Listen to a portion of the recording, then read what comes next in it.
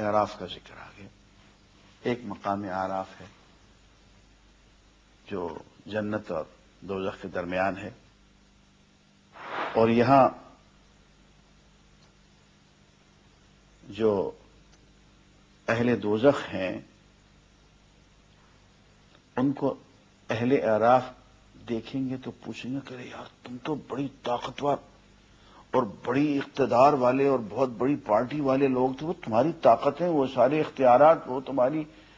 ہٹو بچو اور زندہ باد، وہ کہاں گئی؟ اور ادھر اہل دوزخ ہوں گے کہ وہ اہل جنت سے رزق مانگیں گے، پانی مانگیں گے، اور ان کو کچھ نہیں دیا جائے گا. اور اہل جنت یہ کہیں گے کہ ہم سے اللہ نے جو جو وعدے کیے وہ سب پورے ہو گئے، تم بتاؤ تمہارے بارے میں جو وعدے کیے گئے تھے کیا سب پورے ہو گئے یا نہیں؟